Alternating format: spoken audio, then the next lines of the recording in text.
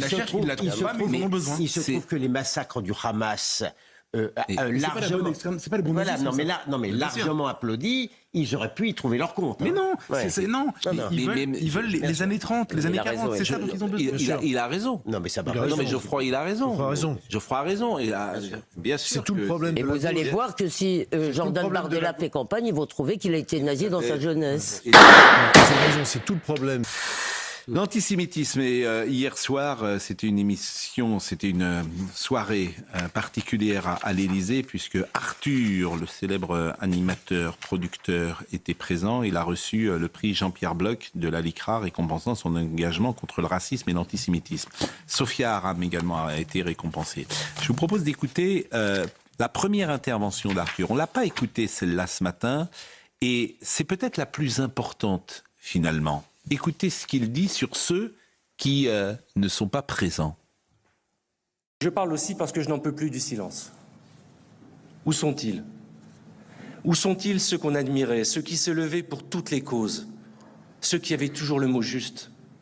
Les artistes, les penseurs, les humanistes, les féministes, les grandes voix. Les amis d'hier, aujourd'hui si silencieux, ou pire, flous, tièdes, ambigus. Ce silence, ce n'est pas de la douleur. C'est pire que de la douleur. C'est un abandon. Et croyez-moi, il blesse plus que toutes les insultes.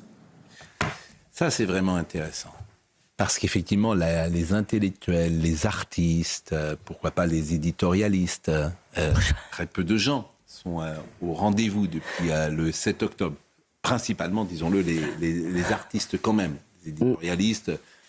William et vous-même, Elisabeth, ont évoqué ces sujets-là et ont évoqué de manière différente l'ensemble de la presse. Mais en revanche, les artistes... Ils ont été naïfs en même temps, parce que qu'est-ce que nous dit Arthur ? Toutes ces grandes voix qui étaient là pour les grandes causes, c'est-à-dire, en gros, tant que les Juifs étaient de gauche, on les défendait.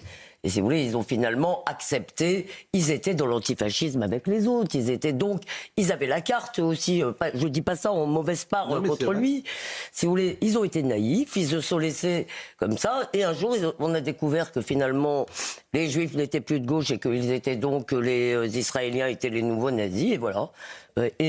Accessoirement, on m'a parlé du discours d'Emmanuel Macron, alors, et qui, paraît-il, était presque goldanélien, pardon. Ouais.